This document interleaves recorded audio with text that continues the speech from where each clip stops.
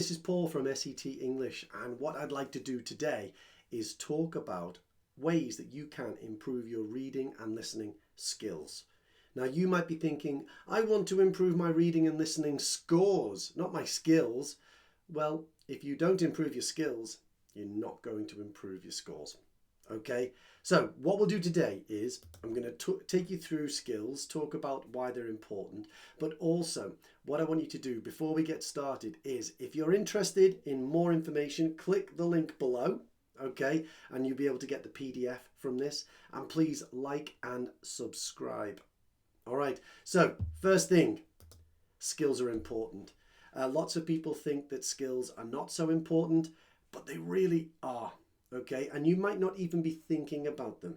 You might be struggling at sort of C+ level in reading and listening and thinking, why? I've got my strategy, but it's not working for me. Okay, well, what you need to do is to understand skills and improve them. All right, so let me just take you through what I think is really, really important. Okay, let me take you to my study document. If you want to be good at reading and listening, then you've got to have good comprehension. And remember, the comprehension is a combination of vocabulary and grammar. Okay, understand the texts. Okay, if you don't understand the texts and questions, then you can't do well, can you? That's not possible for you to do well if you don't understand the texts and questions. Strategy, okay, have a specific focus on question types and parts of the exam. Of course, you've got to have something very, very specific that works for this type of question or works in this particular type of part of the exam. So that's really important as well. And then a third one I always think of is know how they're distracting you. Okay? You know, how the questions are supposed to distract you. Okay, so you might think to yourself, well, what does that mean? Well, when you're looking at multiple choice questions with different options, quite often, and all of the options seem possible, well, you should know that sometimes they're doing false comparisons, false trends. Sometimes half of it matches, half of it doesn't. Things that seem like they're the answer are not the answer. And I'm not saying that every single question is the same, but there are definitely things to understand and ways to approach it that will make answering the questions a bit easier. Okay? But what underpins all of that? Okay? What underpins it?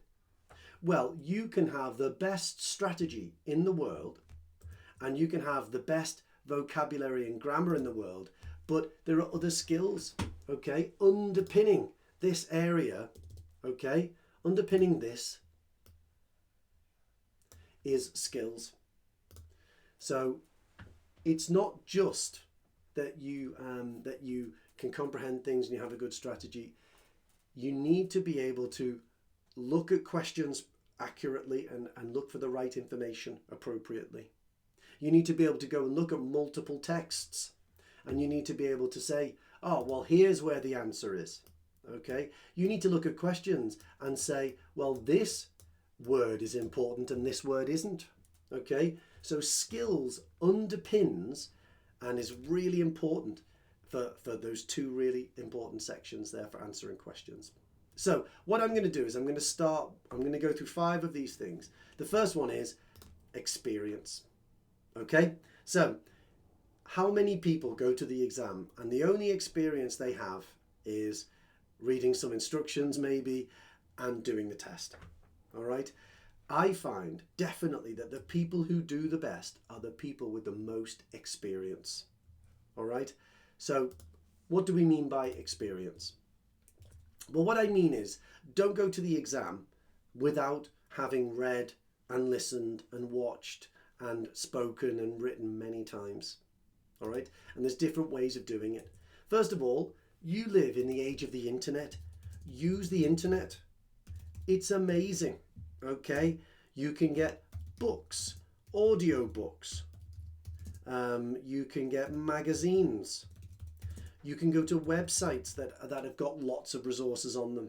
Okay? You can use YouTube and you can watch lots of amazing TV programs. You've got streaming services with never-ending, infinite resources. Okay, so just keep using the resources at your disposal. Secondly, enjoy what you're doing. Try and listen, watch, read the things that you enjoy. Okay, that would make it so much easier.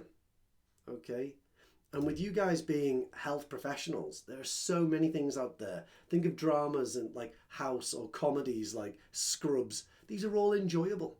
Okay, if you go to YouTube, there's the TED Ed videos where there are loads of things that explain things like how parasites work or what phantom limb syndrome is. There are loads and loads of interesting, useful videos out there which are amazing, okay, and which will really, really help you. So if you listen, read and speak a lot in English and you enjoy it, then you will pick up lots and lots of really good language. And the thing about it is that it's not just learning things, okay? I know that sounds strange, okay? But you can't learn everything, all right? You can't learn everything. Lots of people ask us for things like vocabulary lists. Give me the vocabulary list. But it's not very realistic to think that you're just going to read a whole list and remember all of it. That's just not very easy to do. Do you have a photographic memory? No. Think about how you learned your own language. You didn't learn it from a book, okay? You didn't say, today I'm going to learn this. You learned it through exposure and experience. Let me just give you an example of some language which will prove, I think, all right? Look at this word, and this word, and this phrase. Now, when you think of initially, you're thinking at the beginning, at the start. And that's true. But the way that it generally gets used, and if you've got lots of experience of English, the way that you will have seen it used is like this. Initially, I didn't enjoy the food in the UK. Now, anybody that's got a lot of experience of English is thinking, but, that's what you're thinking, isn't it? But now I do. Okay? So when you see initially here, what you should be expecting is that there are going to be two ideas in this sentence, and the second one is going to be a contrast to the first part. What about simply? Some of you guys will be thinking, well, simply means easily. If it's simple, it's easy, but that's not correct. If you think of simply, okay, you're thinking of only or just, okay? Let me give you an example. To improve your rice results, simply clean the rice before you start. Okay, all I'm saying is just. Okay, it's got nothing to do with it being easy. It's just that we're saying all you have to do is this. Okay, not only is another phrase that's part of a sort of like, it's part of a wider phrase that's sort of a bit like this. I'll give you an example, okay? Not only is the UK very safe, the weather is fantastic. I'm only joking about the second part. But what we're doing here is, I've told you one thing and I've told you another. So basically, not only is a linker that allows us to add multiple ideas to a sentence. And you might think, well, why is this important for me to know? Well, it helps you to more quickly comprehend and understand and predict what's coming next in your texts. Okay, so that's experience. All right, next, what else have we got? We've got learn vocabulary. So when we learn vocabulary, it's not just learning a list of words. Learning a list of words won't help. We need it in context. Okay, so not only do we learn it in context, okay, we also learn other things about it. Okay, so what we mean is make a note of useful vocabulary you find or hear, okay? And that's definitely to do with test materials. Make a note of it, okay? Don't just say, oh, that's an interesting word. Make a note of it. Test materials, TV, etc. Also, try and consider it. Try and consider what synonyms are. Okay, try and consider what the synonyms are. Also, try and consider the word in a word family. For instance, possible, impossible, possibility, possibly. Okay, these are all words that are in the same word family, aren't they? And what this does is it means that when you come to the exam, you're going to find other versions. You're going to be able to paraphrase better, because paraphrasing is a huge part of OET. Recognizing paraphrasing, recognizing synonyms, huge thing in reading especially. Okay, so that's learning vocabulary, but you should also revise vocabulary. It's not just about learning it once. You've got to review it. You've got to go again and have a look at that vocabulary again. Now, why is this useful? Well, think about listening part A. Why is it useful? It will improve your spelling. Okay, this could get you 4 or 5 points in listening part A. Is this a problem that you have at the moment, that your spelling's not great?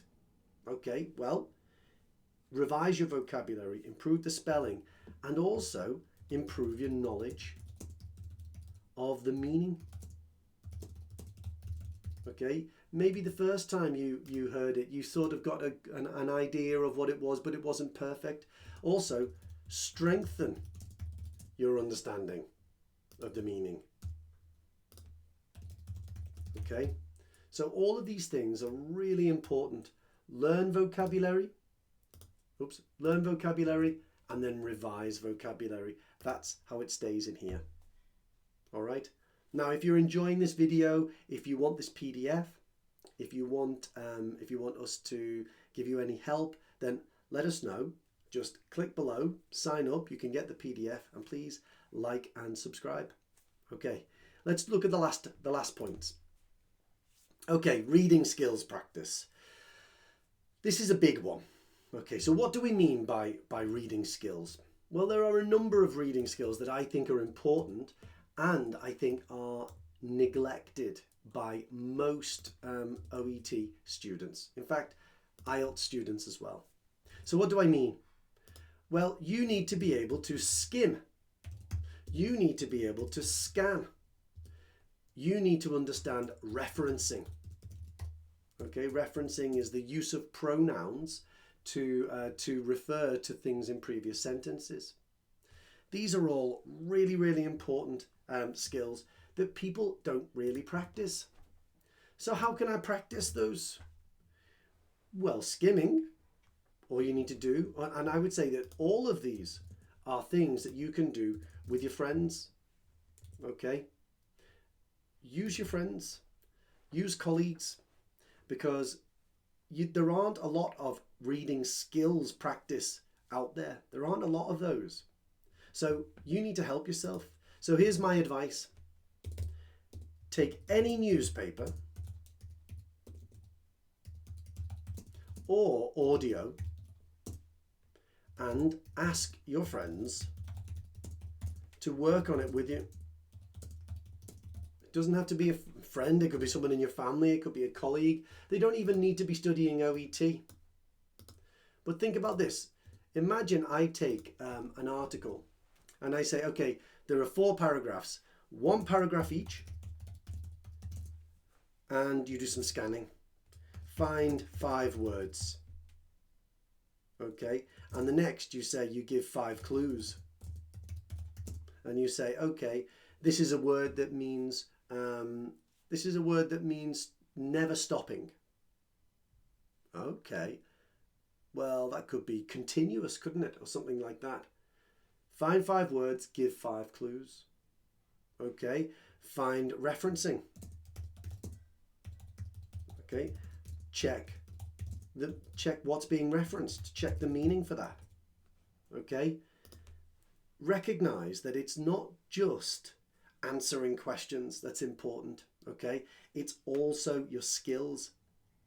Because if you think about multiple choice questions, what happens? You look at the options and then you have to go to the text and find it. When you go to the text, it might not be the same words that are in the answer option that are in the text. Well, you need to recognize that. Think about when you're listening. They might mention something and it's a different word to the word that's in the option. Okay? So it's really important that you can improve your vocabulary and that you improve your skimming, your scanning. And one last thing, which I think is really, really important. Keyword analysis. Now, you could say that it's part of strategy, but I don't think it is. I think it's something else, keyword analysis. Okay? When people are looking at questions and they're looking at answer options, or they're preparing a listening part A, or they're preparing listening part C or reading part C, I find that their focus is not always very helpful. Okay, so imagine the question said something like, and I'll make one up for us now. The writer suggests that. Now, we'll go for A. Okay, here's A.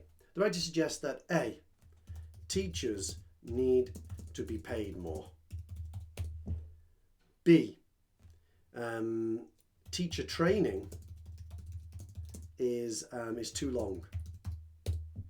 C, the expectations on students are too high.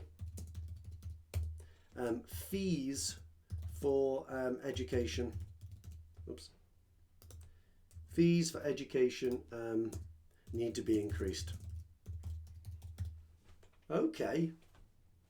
So the question stem doesn't really help us. But what are we going to the texts for? When we go to that paragraph in reading part C, what is it that we're looking for option A? Well, we've got teachers, we've got that twice, haven't we? So it's not teacher, is it? But be paid more. Well, that relates to money, doesn't it? Well, one of the others does as well, fees. Okay, so, and that one's increased as well. So I'm looking at those two and I'm thinking, okay, money. I'm going to go to the paragraph and I'm looking for money, aren't I? That's an important thing for me to do. Now, the important thing after that is for me to understand that I can differentiate between A and D, but that goes more into strategy. B, well, B is all about teacher training, isn't it? And C is about students. That's got nothing to do with teachers. Okay, so each time when I look at these answer options, these are the ways that I'm going to say, oh, I know where to look in the text. I know what the keywords are. And this is important throughout OET. All right, we need to understand, how can I quickly and easily get to the place in the text? Each part of reading is affected by this. And I think that quite often people are focusing on the incorrect word. So if we go back and look at it, some people might think too long. That's what I should look for in the text. That's going to be a difficult thing to find, I think. Too long. What about teachers? Well, that's not a good one for me to go and look at. Too high. That's difficult. Education. I'm not going to go and easily find these things in the text and say, oh, now I know they're talking about option A, B, C, or D. So improving your keyword analysis is really important as well. Again, it's something that you should probably do with a teacher. So let's have a think about it. What's my advice? Okay, my advice is, in general, that what you should do is practice. There's no substitute for it. Okay, you need to find the right things to practice.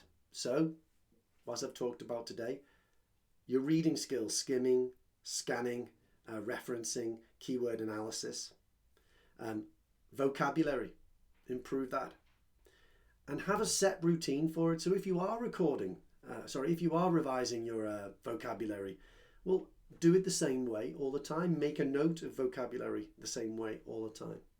Find friends that you can do set practices with. All right? And try to enjoy it. In my experience, the people that enjoy English and enjoy the process of language acquisition are the people that do better. Because they enjoy it, they get more experience of it. You can't just learn a strategy. You can't just do mock tests. It doesn't work. You've got to try and improve your knowledge of English, not just according to the exam, but in general. And if you do that, then you will definitely do much better in the two areas of the exam which are the hardest, which are reading and listening. So, okay, I hope that was useful for you. As I said, if you want a PDF or any more resources from us, click below and please like and subscribe. Okay, see you soon.